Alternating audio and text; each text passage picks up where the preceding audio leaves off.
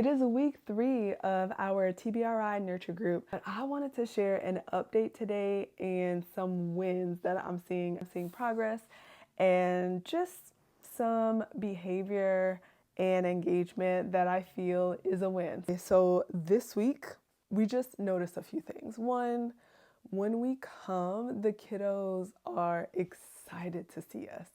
So I'll go to one classroom, we'll finish up and we'll go to the next. I will kind of knock on the door and there's a little glass.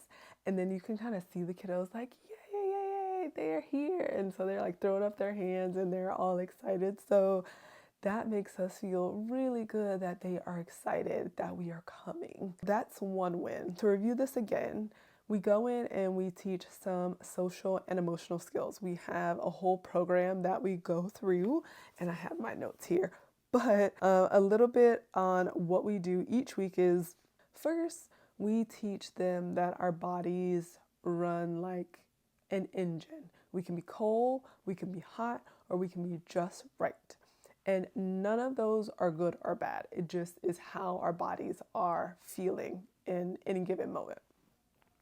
So we just tell them, hey, when your body is in blue, we're sad, we're down, things like that. When it's in the red, we could be overexcited, we could be angry, we could be frustrated. And when you're green, you're calm, you're ready to learn, you're happy, you're just right.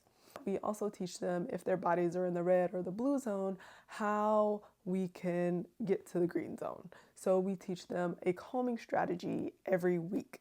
And so I'll kind of go through and I'll review the calming strategy. We also do group activities where we want the kiddos to feel comfortable saying their name, and we almost do like an icebreaker with the kids. We want them to feel comfortable saying their name loud and proud. However, we don't force the kids. We say, if you don't want to participate, that is fine. Just say no, thank you, and then we go to the next person. But we want to teach them to use their voice and that their voice matters. We also are big on just connecting. So we try to make it just very engaging during the group, and the structure of the group is very engaging and it's all about connecting. So that's really important. And then there's a portion of it, and I'm not going through everything, just a little bit about what we do in the group. And then we show them and teach them about giving care, receiving care. We go through rules, we sing a song. It's like a number of different activities that we do within the group, but they really, really look forward to it. And the teachers have been great as well. So a few wins, and I'm thinking of another win that I'm just gonna write down.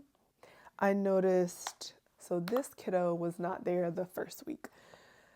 We're on week 3, and week 2, I met him and I noticed that he seemed like extremely shy. So as we were participating in the group with the activities, he wouldn't participate, and that's totally fine. We say you do not have to, do not feel pressure like you have to participate and do what we're doing. We just say, we want to teach kids it's okay to say no, it's okay to need a moment, all those things are okay. But the rest of the class has been participating. So of course, I have my eye on him. We're in a big circle, and then we usually break down into smaller circles. And so last week, he didn't participate in big group, and he also didn't participate when we broke off into the smaller, more intimate groups. And so again, that's all fine. But this week, I was so excited. He still did not participate in the larger group, but when we broke down into smaller groups, he participated.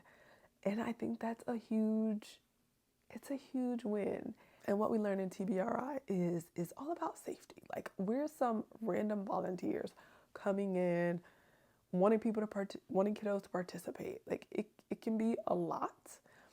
And so I'm really proud of him because he's participating. So what that tells me is that we're creating an environment where we're connecting, where we feel comfortable, and where we feel safe, and where they know that they are safe with us.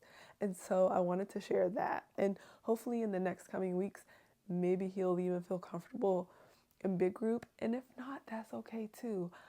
I'm just happy to share like he's interacting in the smaller setting. And that to me shows progress. And his teacher noticed it as well. So that is one win. Another win So where we live, there are people of all different cultures and races, which I absolutely love. And so at this school in particular, there are kiddos that speak Russian, Portuguese, Spanish, and English. And so in the classroom that I am in, the second classroom, there are two little girls, and I thought they only spoke Spanish. Luckily, in our nurture group, we have someone who speaks Spanish. So as we go around, they are able to translate for her. But the first 2 weeks, I didn't think they spoke Spanish at all. Like, I kind of would look at them, for their turn, because we're sitting in a circle and they would be shy. And so one of the students said, "Oh, they speak Spanish." And I said, "Okay, well, great. Like, let me, please translate for us." And so after the person would translate what I was saying, they would like kind of quietly just say a little bit. And the first week they didn't want to say anything, and then last week they said a little bit, but it was like really quiet, really soft, and in Spanish. And so today, when we went around, first 2 weeks they sat right by me, like 1, 2, right next to me. First 2 weeks. This week I noticed they did not sit by me, and we went around in the circle. They did not seem shy at all. They said their name and the prompt that we gave them, and they participated, and they were speaking English. And one, I didn't even know they spoke English. I just thought they spoke Spanish, but I think they just didn't feel comfortable in the group, which is fine. I get that. As someone who recently, side note, went to Spain, and even just trying to say, anything in Spanish, I felt so intimidated and nervous. So I totally get being nervous, not speaking your native language.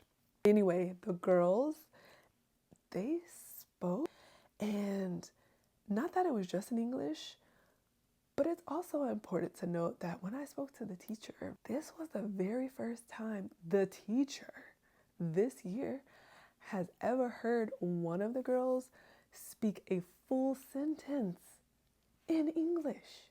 Like, the teacher had not even heard her speak a full sentence in English like she did in our group today. So that is a huge win. Not that, yes, speaking English, right, for the sake of learning and being able to, move through school, smoothly is important, yes. What made me excited is that they spoke clearly and with confidence, and they felt comfortable. That's the part that had me excited. Like,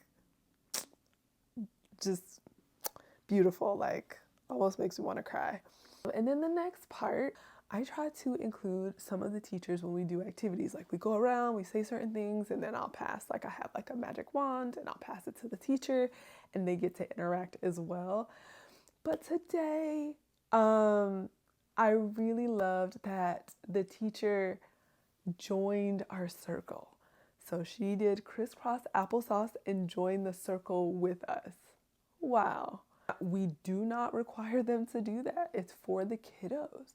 But I just love that she expressed just how excited she is for us to come and share what we do.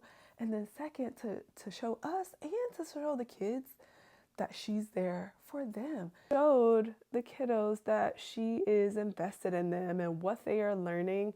And just because someone comes in to kind of take over the class for a little bit doesn't mean that she's not concerned and that she doesn't care. So I really, really loved that and what it showed the students. With TBRI, it's foundational that first, when we are working with children and people who have suffered from trauma and come from hard places, and really anybody, we must first not just know that we're safe, we must feel that we're safe. And once we have that established, we can then work on other things. We can then work on connection and behavior and learning. All those things can come after, but first, a child must know that they are safe in their environment, and then we can work on some of the other pieces. And so it's really making sure and helping them learn how to regulate and how to be aware of their emotions.